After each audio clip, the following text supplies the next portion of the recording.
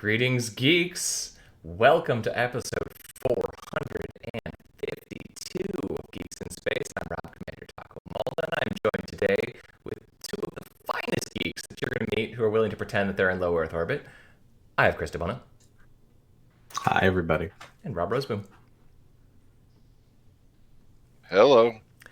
Have you guys watched your Mad Max yet? No. I have not. I got 10 minutes I did, in. however, write down notes already because I know some things about the movie that I want to talk about or point out. So you have Did some you set up the familiarity. spreadsheet for, like, did you add a tab for this one, or what'd you do? I put a column in for each name, and then I figure as long as there's a time code in the list of time codes in the left hand column, then I'll just know to stop there when we skip through. Okay. Cool. But you did it in the same spreadsheet because I haven't looked at it yet. Yeah, it's just a new tab in the same spreadsheet. So Nintendo had a massive breach of their code, and leakers now have massive quantities of code, basically from the Nintendo 64, GameCube, and Wii era. And the leak is pretty substantial. It's bootloaders. It's the full operating system for the Wii. Wow. Like That's neat. yeah, like nobody knows what's gonna happen out of all of this, but it's really cool. Like that's all out there. It's horrible for Nintendo, of course, but also this is like a 10, 15-year-old platform, and it would be cool if people could tear them apart and do stuff to them. Yeah. Interesting. There was a related story. I wonder where it came from. Like, did somebody put it like some continuous deployment, and they're like, It I was- might as well throw in 64 on here, and then they forgot about it. It was apparently done by, they had a third party that was porting to some obscure platform, and they dropped the ball. Yeah. So whoops. Okay. Moral of the story, I guess, there's probably one. Don't trust anybody. Yeah. Definitely for true. Popcorn time That's a got good taken rule down of thumb. again. Ooh. Lag. Popcorn time got shut down. Again? Again. Or I thought it just shut down a lot, right? Yeah, it does. It's a amusing little game of whack-a-mole, and I haven't used it in, I don't know, 7 years probably, like not since I moved for sure. But it's a weird thing. It's like watching the internet play with with Pirate Bay, like shutting them down, and then the Hydra pops up in another place, and it's interesting to watch. Because so I never use Popcorn Time. It's just basically VLC strapped to BitTorrent, right? I mean, it more than that? I would actually say it is more akin to Plex attached to BitTorrent. Okay. Because it actually like contains, like, imagine if Plex contained everything ever, and you just had to wait a couple seconds for it to start the torrent. Right. There's also an equivalent version for pornography, although I don't actually know what that's called. But they it's Probably Hot Coffee Time. probably. Mostly to me, what those things show is how good TV could be. You know what I mean? Like if there was just mechanisms in place to it, like those are the dream interfaces, where you don't spend, like last night, where we spend 5 minutes trying to find the show we want, because neither of us can remember which platform it's on. But it's on two platforms, but one of them remembers what place we're at, what episode number, and the other one doesn't. It's just a horrible situation of badness where it just keeps getting worse, and it only is going to get worse as we continue to add more streaming platforms. I get all of my content from Blumper. Well, it is the nation's preeminent streaming service, It's true.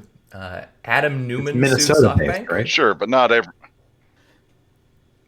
What's that? You talked over each other. We do that. We don't, though. To be fair, I think Go Rob ahead, is Rob. usually You were the going to guy. say something, Rob. Go ahead. Go ahead. You should say something. We're waiting. Bro. It wasn't me. No one could understand what you guys were saying because you were talking over each other.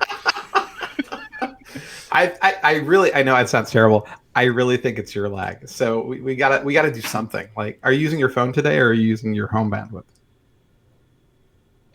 My home.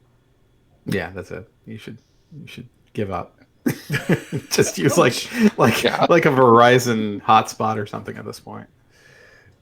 Anyway, let's keep talking. So Adam Neuman, grifter, super grifter. He's suing SoftBank because they walked away from paying him $3 billion for his useless WeWork shares. So, oh no, poor Adam Neuman. This has really been like it's amusing to watch like the high level startup, the unicorn startup CEOs like one by one kind of flame out. It's weird to watch. I mean, it's not an unfamiliar story, right? I mean, the skill set required to run $1 billion company is different than the skill set required to run a startup, and not everybody ends up carrying forward, like even a Zuckerberg, I suppose, which you'd think is as a success story.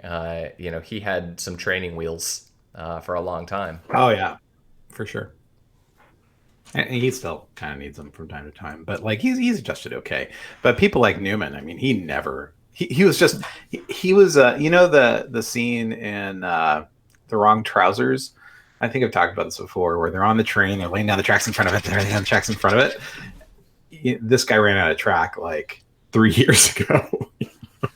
Well, it doesn't help that his whole business is like kind of like there's sketchy stuff happening, and also it's similar to Bird scooters, right, where it's built on a thing which maybe works, but the profit margins and the who owes who what is really sketchy.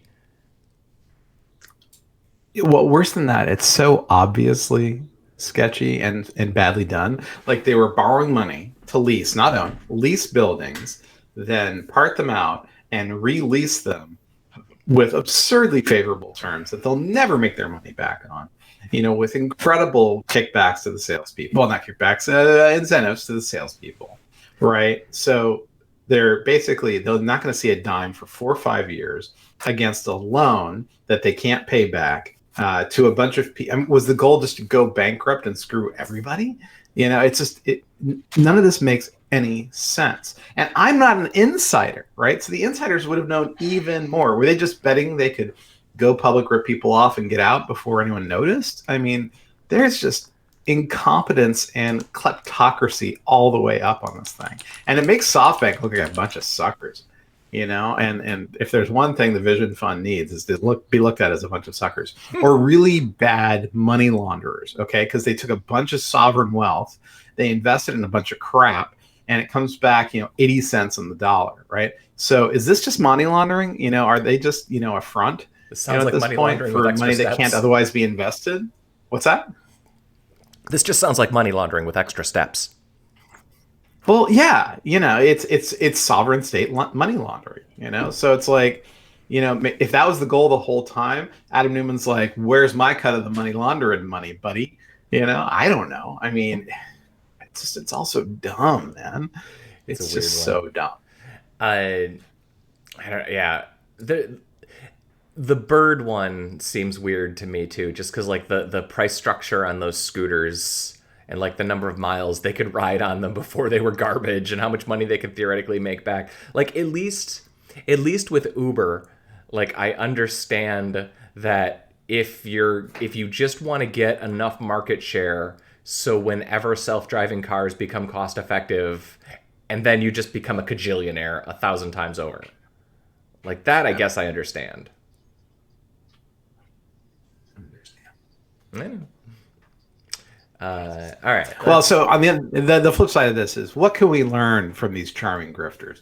What is it about them that lets them ascend to these lofty heights of kleptocracy and dumbness? Why aren't we dumb like that? Right. Because Adam's getting out of this thing with $1 billion in real estate, and all kinds of cash in his wife's yoga studio or whatever. So it's like, they must know something that we don't know, right? But I don't know that I want to be that person. So. They're all probably a little taller than us. I think that's the key. You're supposed to be like 6'2". Yeah, I think he is tall, actually.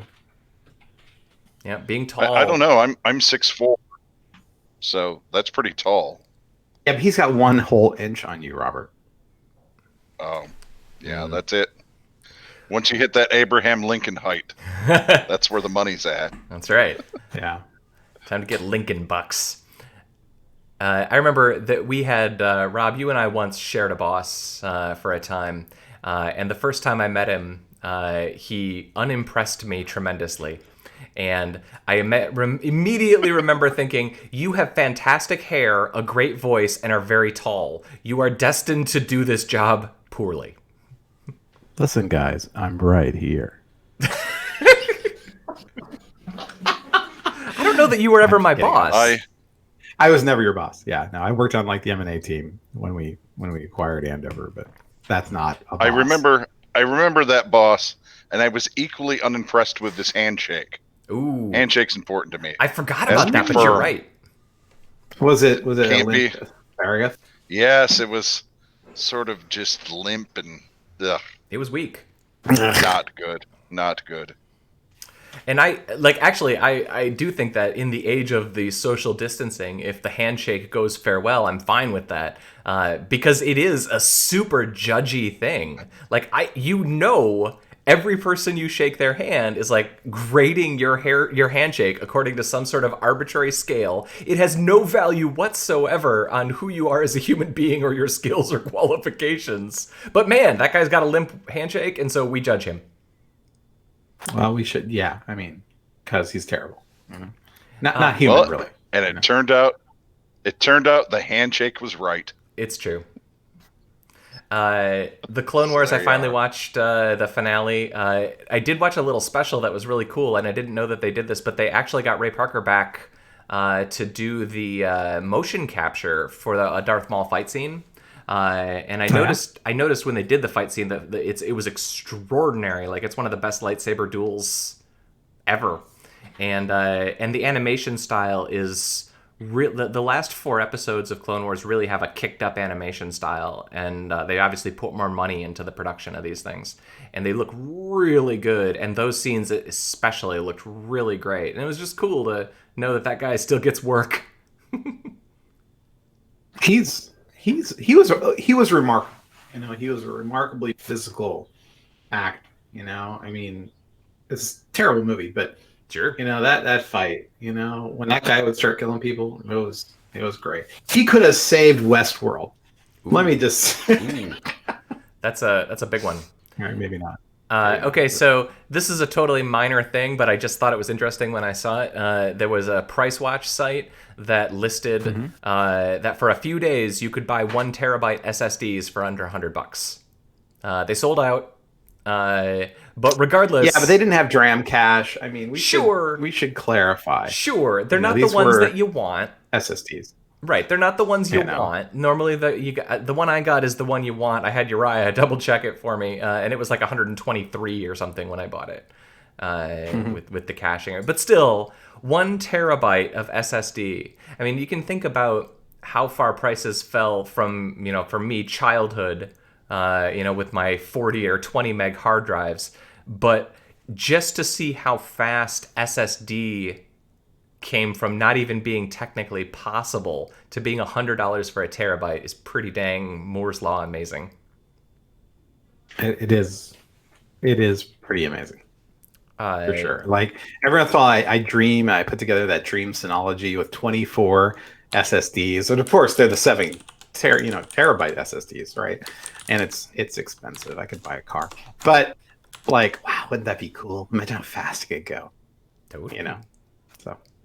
The human malware has created something that is a bit surprising.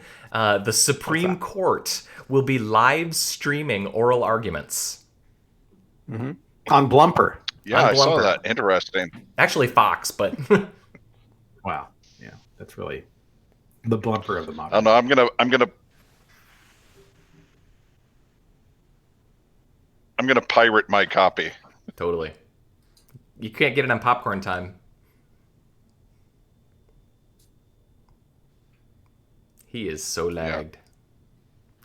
Who is Rob? Yeah. Well.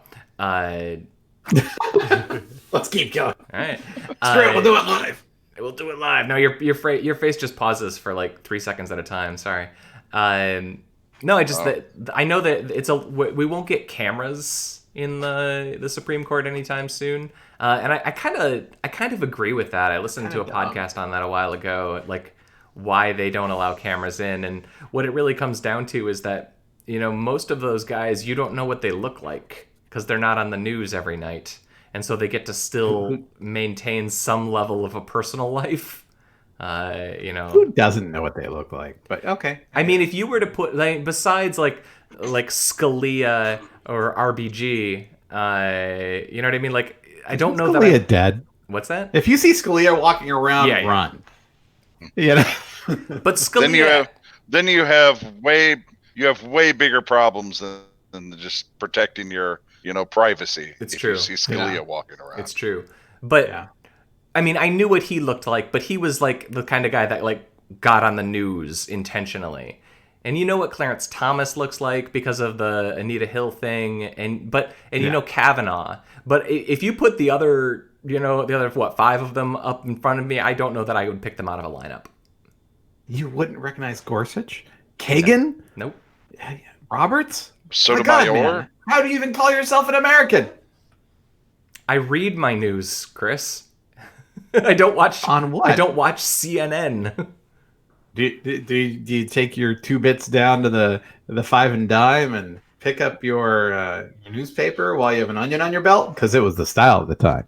I'm not sure if you're aware of this, Chris, but the internet can be used to transmit things beyond video. In fact, for some time, print them out and then read them. For some time, it submitted only text. I don't know, Gopher. I don't know. So, do you know what the push for this was? COVID. Who decided that this was going to happen for the first time? There was a press release on it this morning. I imagine that the judges themselves had to sign off on this, but I think that this is more just about them not wanting to travel and endanger all their employees. Yeah, for sure. But this is definitely they're not young people in general, right? They are, in fact, the group that has the comorbidity of just being old, super old. Well, I mean, Scalia, he just died. I think it was after a long night of brandy consumption or whatever. But yeah, he died pretty young for an energy vampire. Energy vampire. Kathleen has been watching What You Do in the Shadows again, and so I've been rewatching old episodes. And man, the energy vampire in that show is the best. It's so funny, man. It's just so good. And we all know people like, I mean, they walk among us. That's what I'm saying. It's true. It's so true. So I have one more thing on the list, and I'm pretty excited about the trailer for Space Force. Space Force! So, yes, I saw the trailer too. I liked it. It seemed like, it's better than Avenue 5, I'm going to say, just right ahead of the gate. Based on 1 minute of footage. Yeah, 1 minute of footage. And I hate to say it. So I talked to an astronaut friend of mine, and I asked him what he thought. And he's like, listen, the reality is, the Air Force always had this space component, and, they worked hand in glove with NASA. So I don't know. It's not the end of the world. He's like, it's fine. So I'm like, okay, I'll buy it. But this just looks fantastic because you can picture the scene in the trailer where they're in the Pentagon. They're like, congratulations on your promotion. You're in charge of Space Force. He's like, oh crap. It's good. Feels good. I like the idea that in the real world, I like the idea that we have these branches of the armed forces, and they are these huge, tens of thousands, hundreds of thousands of people involved, trillions of dollars spent, and then, in some cases, centuries of military tradition. And then we have Space Wars. Like, hey, guys! Hey, how you doing? What I wonder about, so the Air Force was started shortly after World War II, right? I wonder if they're going to spin up a Space Force like prep school, like West Point and Annapolis and the rest. Like, are they going to have, because there's also like feeder schools kind of specific to West Point and the rest, like Citadel and the rest, right? So are we going to have like Space Force, like cadets, space cadets, if you will, like all the way through like high school, and then like they go college, like space college? I'm just telling you, this could be a whole thing.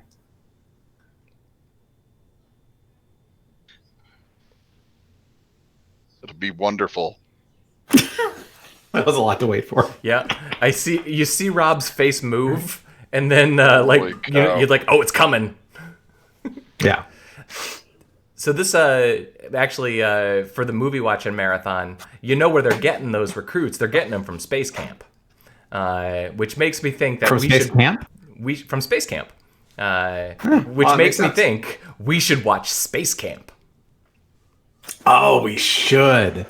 There were some great moments in that movie, and it's got a lot of people. It's got a lot of famous people.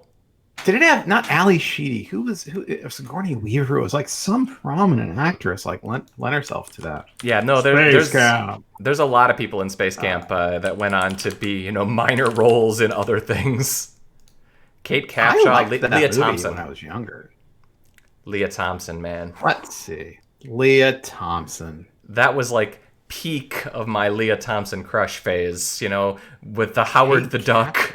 Maybe being the only other one that came close. Joaquin Phoenix. Oh my gosh, he was a kid though. Yep, Tate Donovan was a kid. Tom Skerritt.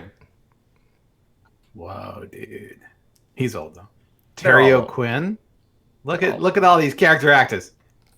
So the casting on Space War is kind of amazing. Like Space War? I'm sorry, Space Force. Space Force. Yeah, it is. I mean, speaking of all-star casting, man. I mean, how many TV shows get a Malkovich? Right? He's going to be great. The question that Kat and I had was, when did they film this, and how many episodes do they have in the can? They probably, if they're starting to broadcast, they must have finished principal photography. They're probably still doing editing and effects. They have 10 episodes listed on IMDb. Schedule. You can usually find the filming schedules online. Yeah, usually Wikipedia actually shoots has the... Wow. Filming began October 1st. So if they began October 1st, they would have typically have wrapped by March or April. A weekend episode. So they probably hurried the end. That's I'm wanting that. Greg Daniels. Yeah, well, I mean, it's Greg Daniels. I'll watch anything he does, at least for a couple episodes. Right. Well, let's see, folks. We're at the 23-minute mark. Do we have anything else exciting that we want to share before no, I I'm sorry, go back to try to fiddle with audio? I got nothing. All right. How about you, Rob? I'll wait now awkwardly for 12 to 14 seconds. All right. Then let's say our goodbyes. This has been episode 452 of Geeks in Space. I'd like to say goodbye to my guests. I have Chris DeBona. Goodbye. I guess. I was trying to time it perfectly. I was trying to beat the lag. This is our new game. It worked. All right, let's try it, okay? And I'm going to say goodbye to Rob Roseboom.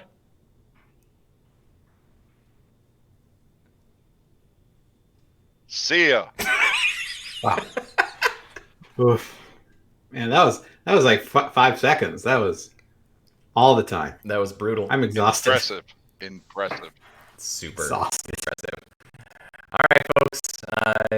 Thanks for watching. We'll see you guys next time.